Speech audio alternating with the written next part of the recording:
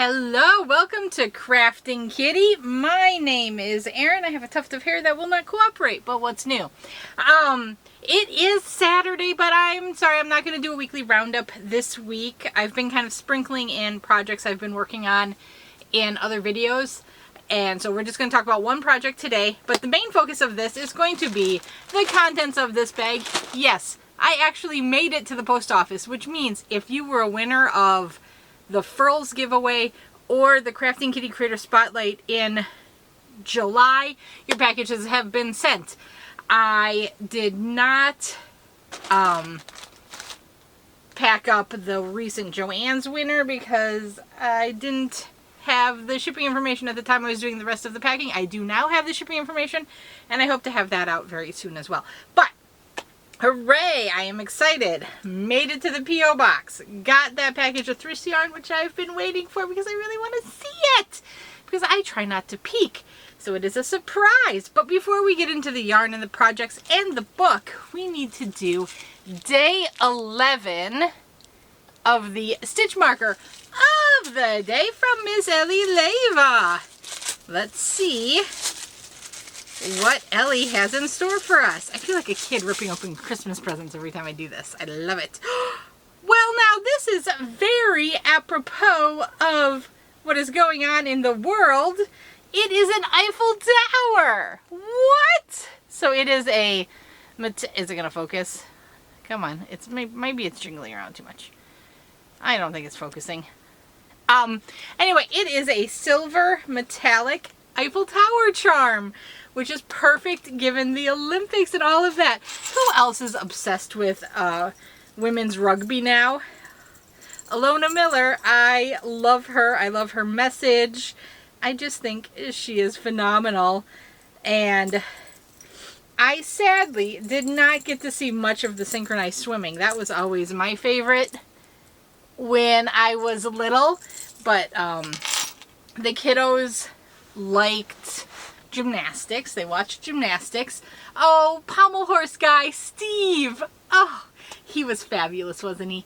I realize I have a very US-centric view of the Olympics, but there is the Turkish shooter guy. He has got to have more of a story. He has to, doesn't he?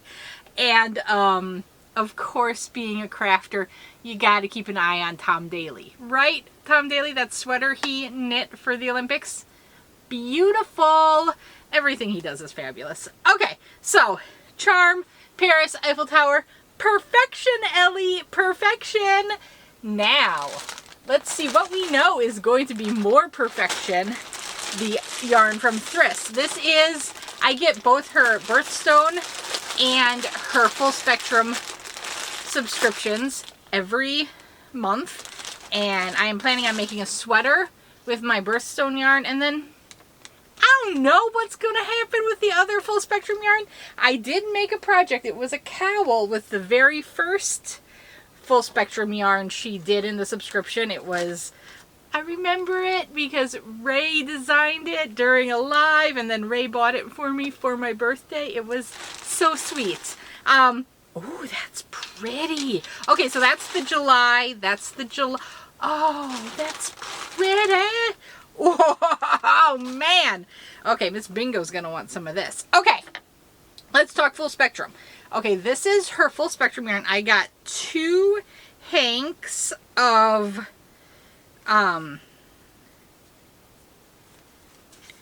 the Full Spectrum yarn in fingering weight. It's called Lake Days, and it's 100% superwash merino, 100 grams, 337 yards fingering weight in each. And with the Full Spectrum yarn, you get a stitch marker made by Dee from Dee's Creative Hands. So there's the stitch marker. It's an orange skull.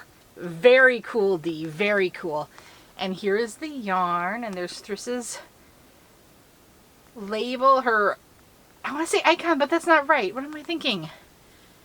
Why is that word just totally, not symbol, you know what I mean. Lake Days. That is perfect. It does. It looks like a lake. So I am from Wisconsin. I have seen many of a lake in northern Wisconsin, and Brian and I met when we were both living in Minnesota, of course, the land of 1,000 lakes. It looks very lake-like. You've even got like the green of like it reminds me of the algae that like pools around in the lake. I'm not trying to be gross. And then the brown is kind of the maybe driftwood in it, or to me, lakes are always kind of wooded in a way, and it gives me the forest vibes too. It could also be very rivery, and the green could be the leaves of the trees if you don't want to go algae. My mind went algae. That is beautiful. Okay, so we'll talk prices. Thryss and Stitches, the full spectrum subscription yarn, is $25 for one hank, $20 for each additional hank. The $25 includes shipping in the United States. She does ship internationally. You're going to have to contact her to figure out that pricing, because I don't think she can foot that bill. It is. So for this, I pay $45 and I get the stitch marker from Dee at Dee's Creative Hands. Now we will look at, oh, it's so beautiful, the Full Spectrum Birthstone Collection. And this is the July, and it is Ruby. So here it is. Oh, okay. Oh, the camera does not do reds justice. I don't know how to tell you. It's more, there is reds in it, and there's more magenta tones in it. To me, in my camera, it's looking kind of more hot pinky and red, but there's definitely purpley tones in it. It is so pretty. It is so beautiful. It is Ruby, absolutely. So I've been getting this in the DK weight, and I'm going to make a sweater. So the DK is 100% superwash merino, 100 grams, 231 yards. Beautiful. So the Birthstone Collection does not come with a stitch marker from Dee's Creative Hands, but the price is $25 for a single hank, and then $20 for each additional hank. For when you are ordering, and I don't know how long this is going to continue, but if you order the full spectrum, you can only get that month's full spectrum yarn. If you are ordering the Birthstone, because this is meant to be kind of an ongoing year-long collaboration thing, she will allow you to order the prior months if you are missing a month. However, check with her, because I don't know if she's always going to have that availability. Because we know Thryss is a busy, busy lady. Exciting things happening over there at Thryss. And so always check with her before you assume you can do something like that. But yes, this is $25, again, including shipping within the United States. If you are international, check with her, and it's $20 for each additional hank, just like this one. So this entire bag cost me $70. Absolutely well worth it. It is so soft. I'm going to say, Thryss, is this a slightly different fingering weight base? It looks more roving. I adore roving. I am not complaining. Roving is my favorite. But I feel like other ones maybe had nylon in it, so it was more of a sock yarn. This would not be appropriate for socks. This fingering weight is definitely sweater shawl material. Because it's roving, it's not plied. For sock yarn, you need plies. It'll make it stronger. And you also need nylon, or you need nylon or something else like that to lend it strength. I have heard that some people will take this and add a thread of nylon with it. I have not tried it personally. I don't know how that would feel, but I've heard that is an option. I can see how that would work, but to me, this is definitely going to be shawl, cowl, hat and scarf set. This is going to be something like that. This isn't going to... This is the type of fingering weight that my mind doesn't immediately go to socks with. I guess if I have fingering weight yarn, I automatically go to shawls, don't I? But this would be, wouldn't that make a lovely, like, big warm scarf wrap thing?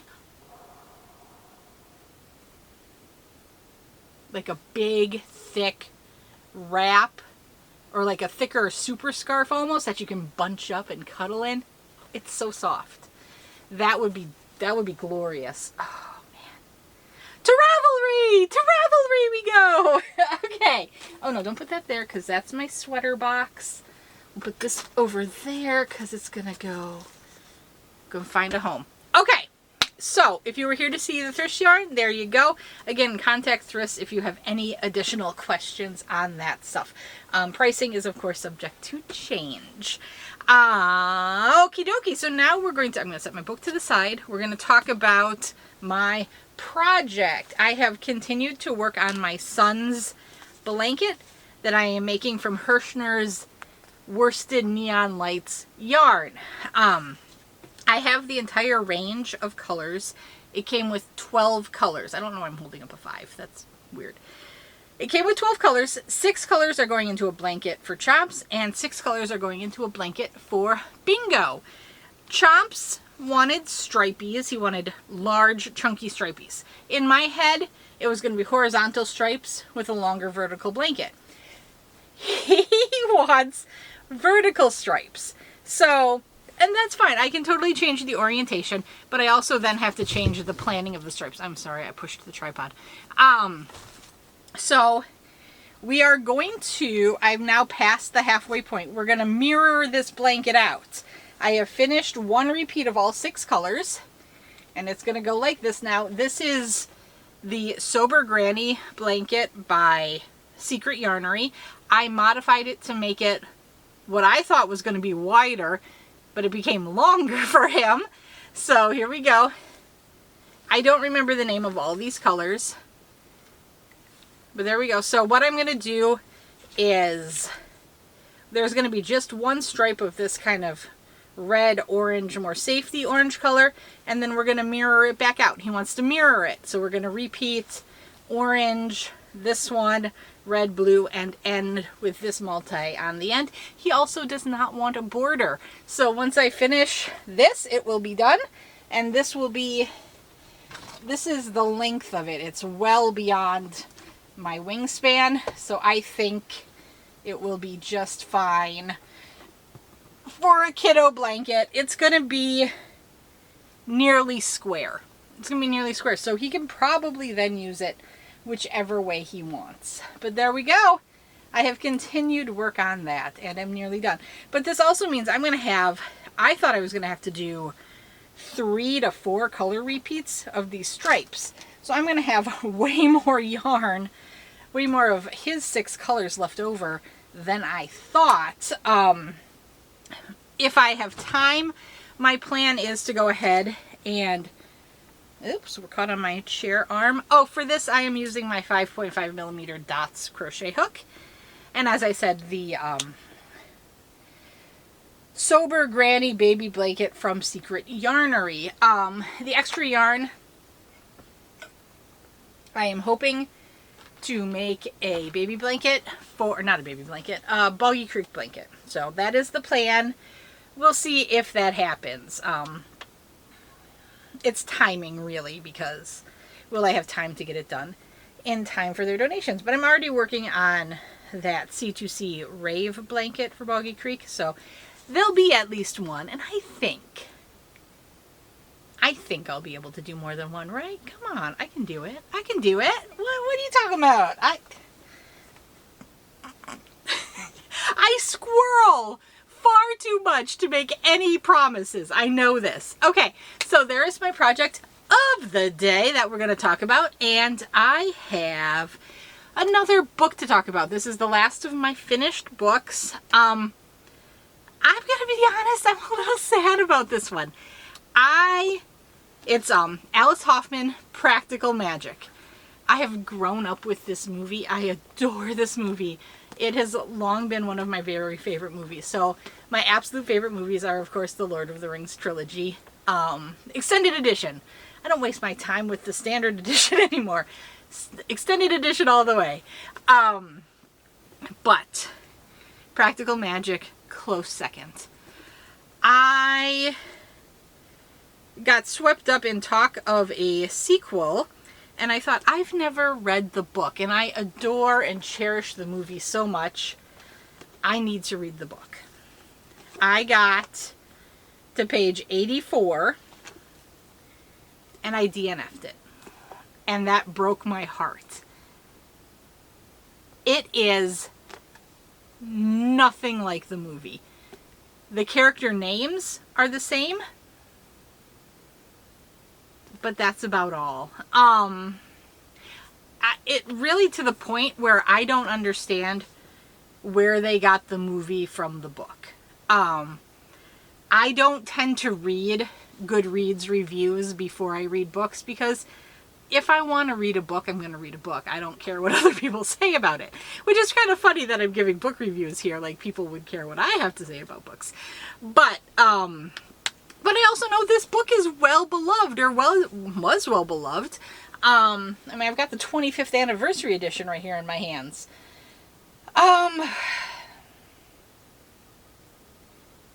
I think maybe I adore the movie too much and I can't accept the differences.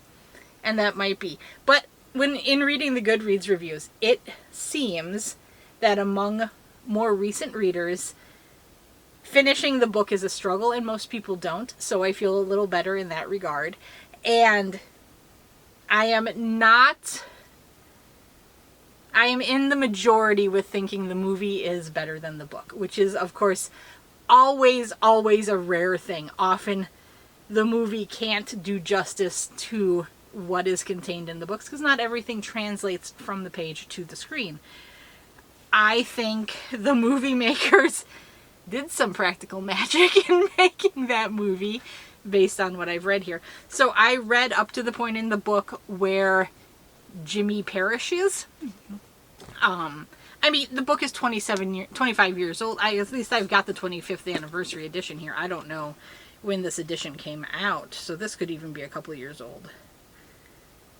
Okay, so the copyright of the book is 95.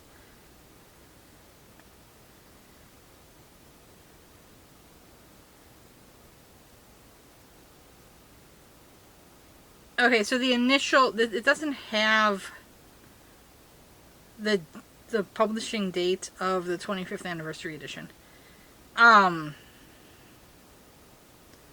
So this came out in 95. I'm assuming if you were interested in reading the book or in the movie, you would have already done so. Even the story of what happened to Jimmy is different. I've stopped I literally stopped. So there aren't chapters in it. There's more like sections. I literally stopped in the middle of a section. So I know Jimmy is no longer with us and they have taken care of the situation a bit. But like I said, it's completely different from the movie. Like the characters are completely different. Sally is a completely different character. She goes through her depression after what happens with her marriage, and then she comes back out. And she comes back out here, but in a totally different manner. And the aunts, I feel, in the movie are eccentric but a bit fun-loving. In here, they're eccentric but like aloof to almost an uncaring level, and that is not at all the feeling in the book or in the movie. The movie is more like, yes, they're outcasts because of the rumors around the family, but they have kind of a togetherness, a love between each other, and that I don't get the feeling from the book. I just don't. And it's that warm, cozy feeling, I think, that makes the movie so wonderful, and I'm not getting it from the book, and I can't finish it. So again, with this one, Brian, I was like really trying to push through, and Brian was like, don't. Just stop, because you don't want to ruin the movie for you anymore. And reading is supposed to be fun, and if it's just frustrating you and not making you happy, it's not fun. So move it to the side. So I DNF'd it, like I said, page 84, I believe. So I made it a good third-ish through the book, maybe. But yeah, again, Brian said hold on to it. Maybe you'll want to come back to it. I don't know if I'm going to come back to that one. I am using one of my favorite bookmarks in it, so I don't know. I might have to rescue this one and put in a different one. My nose is in a book, but my head is in the stars. I love that. But yeah, so I put that to the side, and I started a book from another series from long ago that I had on my want to read list, but I had never gotten, because I thought it was, I totally misunderstood what it was. I thought it was a prequel, and it's not. So what I'm talking about is Time's Convert by Deborah Harkness, and why I ended up getting it is because she has another new book out that is a continuation again of the Discovery of Witches books, which I loved. I loved those books. And so yeah, I am back into the Discovery of Witches, reading Time's Convert. I am also nearly complete with that, and that's the next book I'm working on. Spoiler alert, I am very much enjoying this book. As I said, I'm nearly done with it. And then after that, I think next up is the last book of the ACOTAR series, the Court of Silver Flames, which I have heard many different accounts of that I don't know what to think of it. I've heard Court of Silver Flames is by far the spiciest book. There's a lot more open door romance scenes in it. And I have heard that for many it's their favorite of the series. For many it's their least favorite of the series. So I don't know. I'm going to have to see. It is by far the longest book of the series. I just read on Instagram, I saw a post, that's because I don't read the reviews on Goodreads. Often what I'm hearing about these books is what I'm seeing on Bookstagram. And someone was like, I think it feels like this book was just written by a completely different person. Which, I don't know what to say about that because I haven't started reading the book. But I'm going to see, if I feel the same. Apparently there was a lot of people that agreed with that. So we'll see. But of course, on Instagram, you're going to get comments from people that mostly agree with you. So it's kind of like an echo chamber. I try not to put too much stock on it, but I do like to put the little flags in my head. Like, oh, someone thought that about that book. But most people really, really like it. So, and they love the whole series. So we'll see. I've heard the theory that if you are a Nesta, you will love The Court of Silver Flame, and if you are not a Nesta, you will hate it because there's a great focus on Nesta in that book. I have no idea how to tell if you're a Nesta, but I guess that probably means maybe I'm not a Nesta. I don't know. Who knows what a Nesta is? Okay, I'm going to be done blabbering about that. We're 23 minutes in.